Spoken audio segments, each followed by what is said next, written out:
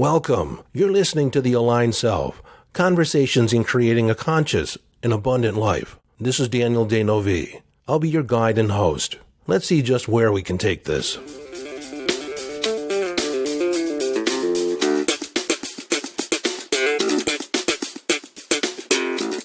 Well, hello, friend. Welcome back to the conversation. Again, this is a page from the playbook of The Aligned Self, my signature coaching program. Just so happens to be the same name of the podcast.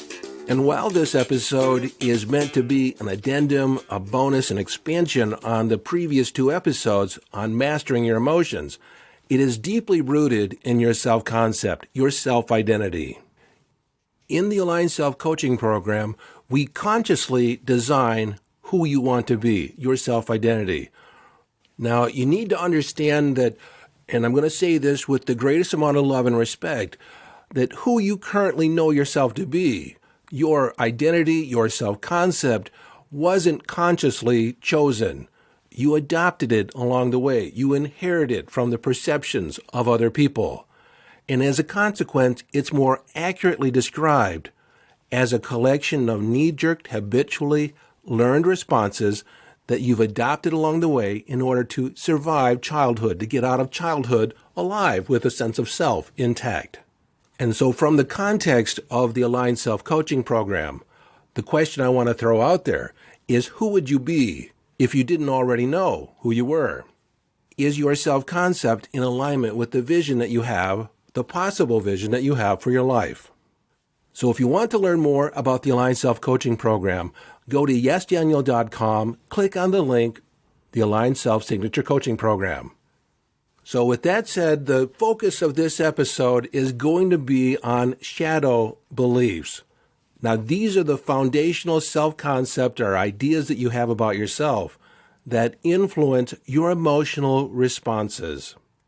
And if you listen to the previous two episodes on mastering your emotions, these are those foundational beliefs that you have when you ask the question, what does this mean about me? And before I go too much further, I want to mention that I do have a worksheet. I have a guide that you can download if you haven't already done so at yesdaniel.com/89. And it's Mastering Your Emotions. It walks it through step by step on how to question it, how to honor your emotions, honor your feelings.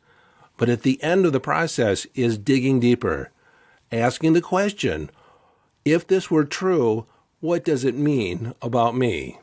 So let me give you a real-life example, something from my past. Several years ago, I was dating a woman who made it known to me that she was going out with her friends, going out to the bar. And she also made it known to me that I was not invited. I was not expected to be there. Now, I don't know what triggered it in me exactly, but I got angry about that. I was irritated. One, I have to admit, I don't like being told what to do or what I can't do. But she immediately started to defend her position, and something clicked in my head. While I was kind of listening, I asked myself, I went inside and wondered, what am I getting so angry about? I immediately said, well, she just told me I couldn't go. She doesn't want me there. That angered me. And then, my higher intellect kicked in and I became self-reflective. I began going in even deeper in questioning. Like she's right in front of me talking. I can see her lips moving, but I have this internal dialogue going on where I'm investigating what in the hell's going on with me. So knowing that anger is a symptom of fear, I asked the next question, what am I afraid of? Well, I was afraid she was going to meet somebody new at the bar. I was getting the impression that she was pretending she was single, that she was unattached, which opened up possibilities for someone else. And then I asked the deeper question, well, if it's true, let's say she hooks up with somebody else, ends our relationship, what does that mean about me? Well, it means that I'm not lovable, that I'm disposable, that I don't matter. And then I got even more curious. Was this present in my last relationship? I thought about it and said, oh, yes, it was. And then I looked at the relationship before that and the relationship before that. And it was a theme that was a thread that ran through the tapestry of all my relationships. And I traced it back to a singular event that happened when I was 8 years old. Now, if you've been a listener of the podcast for a while now, you've heard this story before. I told it in detail. So rather than go into it again here, I'll reference the episode in the show notes if you haven't listened to it. And at the moment, I can't remember exactly what I named that episode, but it will be in the show notes if you want to listen to that whole story. It will be another perspective on shadow beliefs, even though I didn't call it shadow beliefs then. So one of the number one limiting beliefs that human beings have in regarding their self-concept and self-identity is, I'm not enough, I'm not good enough, I'm not smart enough, some variation of, I'm not enough. And these shadow beliefs govern our emotional responses every day. It determines what we get angry at, what we get offended about, what we feel we need to defend. It also governs a whole host of other behaviors that are in place, some positive, some very positive, and then some not so elegant behaviors and characteristics. And as we get deeper into this episode, I'm going to talk more about some of the symptoms or some of the expressions of these limiting beliefs, these shadow beliefs, and how they might be occurring in your life, just to increase your conscious awareness. Now, most often these shadow beliefs are born in childhood experiences. And you might be saying, well, I had a relatively good childhood, but I still have this limiting belief that I'm not enough. Well, even in the best of circumstances, you can adopt in one fashion or another to a matter of degree this idea that I'm not enough. And I'll get into that in just a moment. Now, others of you could probably easily point to different circumstances, different parental influences that were less than stellar. Now, let me just say it. They were abusive. The commentary was derogatory and demeaning and specifically designed to put you down, to make you feel less than. Now, these shadow beliefs do have their origin in childhood. It may not always have been set specifically in that age 7, 8, 9, but you might have an idea. It might have been a suggestion that you were less than. It probably wasn't even set in stone until you were in your adolescence, either as a result from something that happened in school, what a teacher said, or some other authority figure, or as a result of your first love, especially if it didn't turn out the way you wanted it to. Because typically the only way you explain it is, oh my God, it's true. I'm not lovable. I'm not enough. Now, these shadow beliefs are installed in us in childhood by, in many cases, well-intentioned amateur programmers, your parents. They see your behavior and they see the possibility, what you can do someday. And rather than say, you should be proud of yourself, they say, oh, that's pretty good, but you can do better. Or maybe they don't even say you should be proud of yourself. They just say, that's wrong. Do it this way. And in their mind, they're thinking they're correcting you. They're training you to be a good human. The way you perceive it at 7, 8, 9 is that I can't do anything right.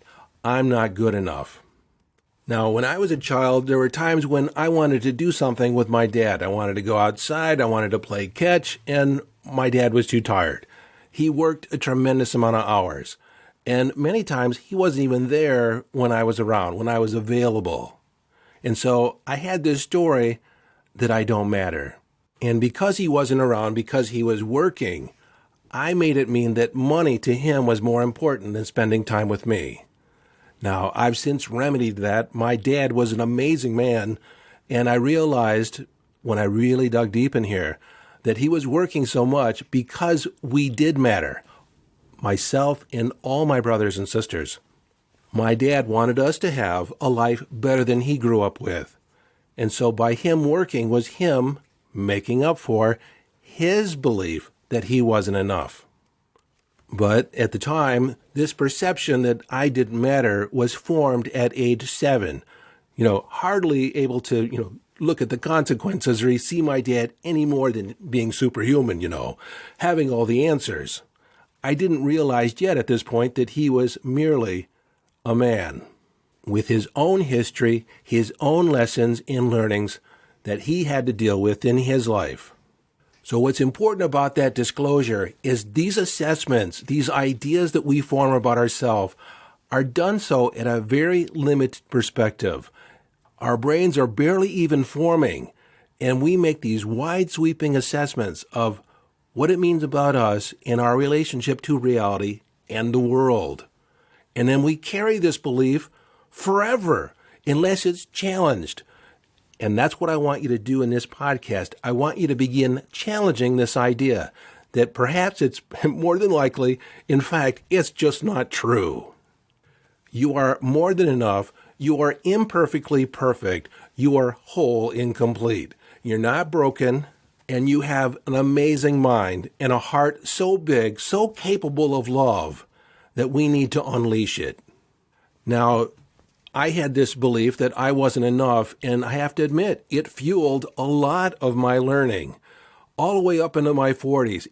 I didn't realize it at the time, but I was making up for this idea that I was not enough. Now, you might ask, what's wrong with that? Because I accomplished a lot, especially inside my career in Federal Express, and then again as a coach, working with clients. So on the outside, it looked like I was very accomplished. But on the inside, I was questioning the validity of how well or how good I was. And so everything that I learned, every accomplishment that was there was always the undertone, I'm not enough. So I got to I got to keep working. I got to keep embellishing. I got to keep going. And of course, I had this belief on the inside. So I wasn't self-validating. I was validating through external feedback. And this is key. When you're seeking external feedback for, confirmation that you're enough, that you're capable enough, that you're lovable enough, on one hand, you'll never be convinced. And on the other hand, you'll be a slave for other people's opinions, a puppet in order to dance to their tune, in order to fit in, to be liked, to be accepted, to be loved. And so in the end, it's not the external expression of this belief that's damaging. It's how you feel about yourself on the inside. So what are some examples of having this belief, I'm not enough? Well, one I just told you, constantly seeking to be better. Also to work long hours, almost to the point of being a workaholic. You want the admiration, you want the promotion, you want the achievement, you want the money, because the money means that you're enough. That's not the truth. That's not what money means, but that's your perception of money. That's how money works for you. The more money you have in your pocket, the more valuable you feel. That was part of the story that my father took on. The more money he made, the more valuable he was as a parent. That was just his perception. And then again, another expression is through sexuality. Hypersexuality, really proving the point that you're a great lover or you're very attractive, constantly flirting, or using a lot of sexual innuendo in your conversation, all to prove a point that, hey, look at me, look how beautiful I am, look how desirable I am. Buy the packaging. Don't look too close because I'm not sure how valuable what inside really is. And it's important to point out that just because someone is attractive or displays the fact that they're attractive doesn't necessarily mean this is going on for them to that degree. But what is an indicator is how important is other people's acceptance of them, the feedback, the validation, the likes, the admiration. You see, whether it's sexuality or other behaviors, it's drawing attention to oneself. Kind of the daddy, mommy, look at me. It is the need and the craving of external feedback, outside validation about who we are and whether or not we're valuable enough. And if you haven't yet got, the indicator is that we want to arrive at a point where we're self-validating, where you can look at yourself, make your own assessment of yourself, and say, hey, I'm okay. Now, on one hand, it could be attracting attention. On the other hand, it could be pushing attention away, like not wanting to be center of attention, not wanting to be in the limelight, not wanting too much attention brought on me. Yet there's this desire underneath to be noticed, to be wanted, to not necessarily be the focus of attention, but you want to be accepted. You want somebody else to say, "You're pretty good," or "You're lovable, I like you." Another way this idea that I'm not good enough shows up is especially around education and training. It's the constantly seeking another certification, another level of education, another doctorate, all in the attempt to validate that you are good enough. Another arena I've seen this in is in my coaching of athletes. Going for the trophy, going for the gold, getting the brass ring. If I achieve a certain level of proficiency, a certain level of validation, then I know that I'll be good enough. And oftentimes they're doing something they really, really enjoy. They love it. But the underlying impetus, the motivation behind it is to achieve something, to be recognized, to be noticed. And again, when I've talked about the 4 levels of events that you can control, the adoration, the acceptance of other people is one of those things that you cannot control, but you think you should. Now, there's other things that I could talk about, other displays, but you start to see what are people making up for? What are they really seeking? If they're seeking the validation, no matter what area of your life, that external validation, it's usually making up for or attempting to make up for the belief, the shadow belief, I'm not enough. Okay, so let's now look at I don't matter. What types of behavior might be there for someone that don't feel like they matter? Well, one, they like to draw attention to the fact that, hey, look at me. Again, that mommy, daddy, look at me, get the attention. The more attention they get, the more they feel like they matter. How this might show up in a relationship is that the person that doesn't feel like they matter wants to be made a priority. And for goodness sakes, do not forget their birthday or an anniversary or some other important event about their life, some aspect about their life. Nothing will say you don't care any faster than that. Now, I think it's important for me to point out that if you have a partner that has that need, has that desire to be acknowledged, to have your attention, don't point to them and say, you have this belief that you don't matter. And that's what all this is making up for. Don't do that. No one likes to have their unconscious processes pointed out to them. They will immediately get defensive. Remember, I said that all these behaviors, all these characteristics, try and cover up the fact that you believe that you don't matter, but you're trying to compensate for it. And nothing can be more damaging to point out to somebody what's going on at the other than conscious level when they're attempting to cover it up. Don't be the person that points it out to them. Don't be the one, let me educate you, let me shine a light on this for you, I'm doing it for you. No. Each person is on the cutting edge of their own discoveries. Every person has to make their own shifts, their own discoveries for themselves. And in their time, not yours. And I also need to say that if you notice it in them and you haven't addressed it in you, you're the one that needs to do the work. It's always easier to see it for somebody else. You see, our partners are mirrors for us. We're going to see it first in them before we see it in ourselves. And what's interesting is that you cannot see it in another as a fault, as something to fix, unless it's unfixed in you. What I've found over the years, when I actually get to a point where I deal with something and it's done, it's not a factor. It doesn't irritate me, doesn't bother me anymore. It's a non-factor. I can look at it, I can recognize it in another, but there is no need in me to fix it.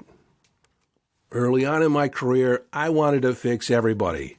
And frankly, I don't have the time or patience to do that anymore, to fix somebody that doesn't want to be fixed. I'd rather you recognize something in yourself. You come to me as a coach and say, hey, I have a blind spot here, I have this problem, and I need some assistance in figuring it out. Those are the ideal clients. So let's get back to I don't matter. What are some other examples? Well, in relationship, you may find that they are more the jealous type. And this comes from a scarcity mindset. I'm not enough, there's not enough love to go around. Because their experience was, or your experience has been, that love is conditional. And this may go back hand in hand with, I'm not good enough, I'm not lovable enough. See, there are all kind of variations on a theme.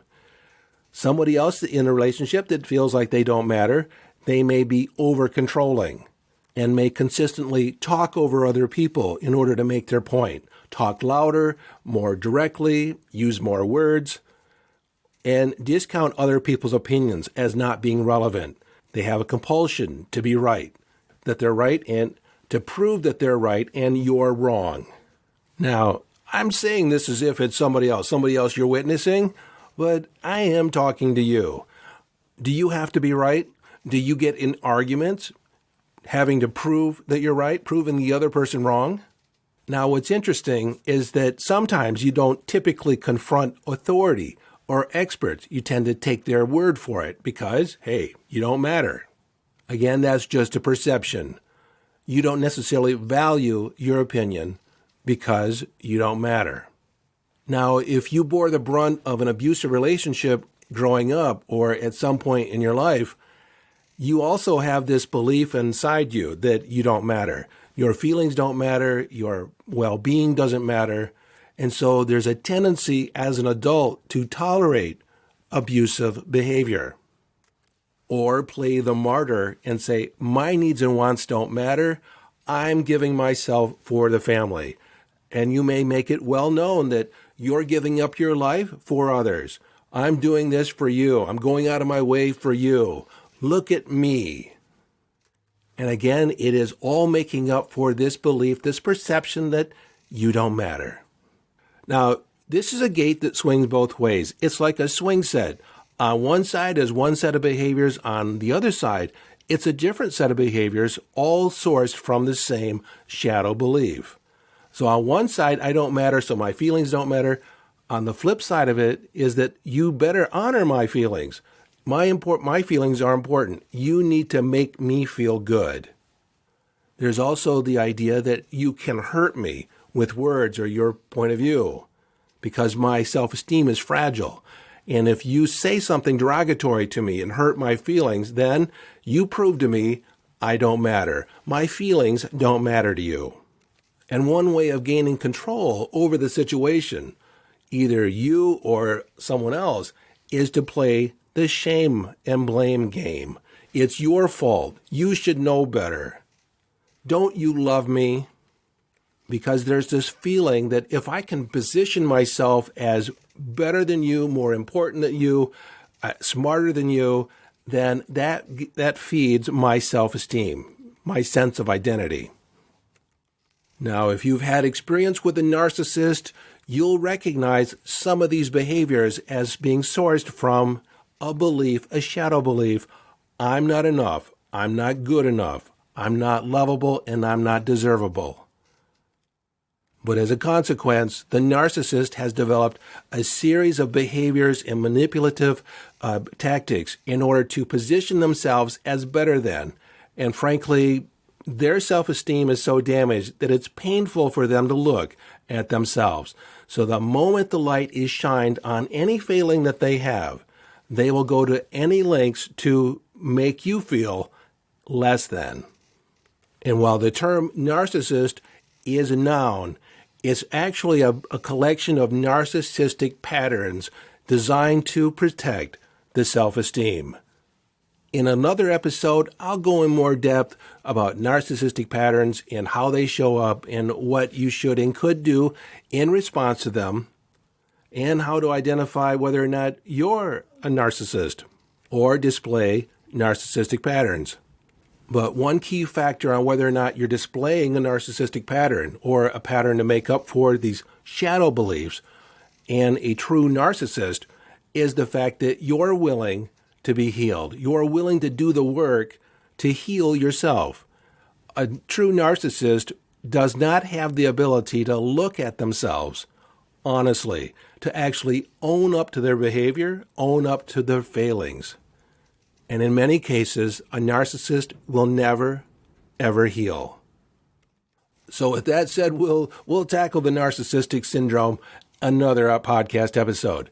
So I want to touch upon money, how you handle money when you feel as if you don't matter.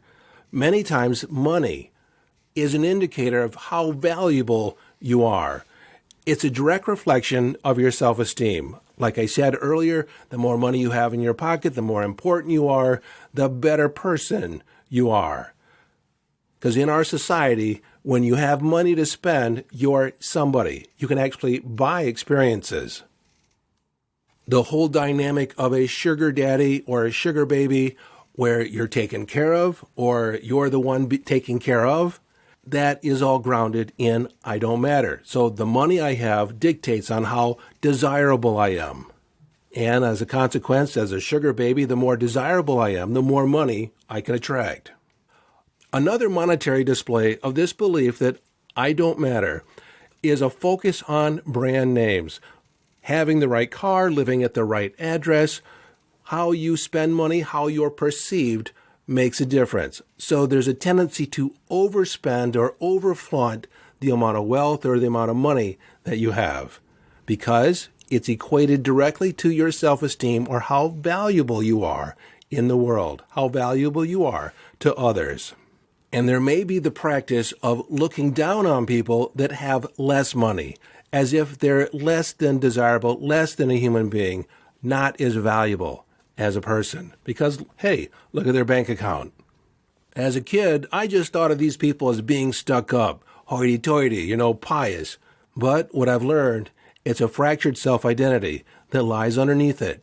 This idea that I'm not enough. So they go out of their way to prove, hey, I am enough. Okay, there's one more shadow belief that I want to focus on to draw attention to because a lot of people experience it, especially around money and love. And that is, I don't deserve it, or I'm not deserving. Those people that have I don't deserve it, they may be happy with the worst seats in the house. I may not deserve the attention or the accolades. The idea, if I want it, chances are I can't have it. If they get money, if money comes in their hands, chances are they'll spend it or they'll find ways to lose it because I don't deserve this money. I don't deserve the riches. They also have trouble asking for help or not getting paid for what they're worth, the full value of their services or their products. These are the people that tend to discount a lot. And again, like the I don't matter, they typically don't confront authority. They seem to be very aware of class hierarchy. There's someone more important than me. I can take the side door. They tend to acquiesce, position in line, and stuff like that. They can also be very envious and jealous of others. The scarcity mindset lives in this shadow belief. Now, like I said, the gate swings both ways. The swing swings both ways. On one side, it's one way. On the other side, so the ego, the shadow aspect of the ego compensates for I don't deserve it by actually demanding that people serve them. They get offended at poor service, and they will not tolerate less than first class or the best seats in the house. And they'll say, I deserve it. And again, don't forget their birthday or any other celebration. In the realm of money, it may show up as greed, accumulation, being tight-fisted with their money, not sharing, because it's in the scarcity mindset. There may not be enough to go around, and so I need to get mine while I can get it. They may also cheat, not wanting to lose out. And that's also true of I'm not good enough or I don't matter. Cheating is okay because I may not get this on my own merit. So I need to get it any way that I can. Now, I just remembered something about relationships that I needed to add. In the shadow belief, I don't deserve it. You may not seek happiness. You may be tolerant of a less than amazing relationship because you don't necessarily deserve to be happy. And they may say things like, I don't deserve you, or you're too good for me. And while that may sound nice on the surface, they really believe it. Underneath, they will do something to sabotage the relationship because, frankly, I don't deserve to be this happy. When I mentioned cheating, it reminded me that the shadow beliefs, I don't matter and I'm not good enough, are more apt to cheat or look outside the relationship for validation, especially when attention, words of praise, and time spent, are taken away or reduced. They will seek that validation outside. So in that regard, when someone cheats, it's usually to make up for some insecurity that they have, to feed some need, some want that they're not receiving in their current situation. It's usually not the other person's fault because, again, in the beginning of this, I said that all people are required, in the end, to be self-soothing, to be self-validating. You are responsible for your feelings, you and you alone. In the context of you create your reality, same thing. I want to point out and reiterate that these shadow beliefs give rise to compensatory behaviors and ideas. In fact, they color every aspect of communication. So when you get angry or get offended or defensive, understand and realize it's not true. It's merely a perception that is colored by this shadow aspect of your being. And if it were not influenced by this shadow belief, you could just take the communication as it is and it would have no intrinsic meaning. You could even ask a question. What do you mean by that? But when we have that knee-jerk response, that triggered response, we're not responding to the actual dynamic in the moment. We're responding from our past.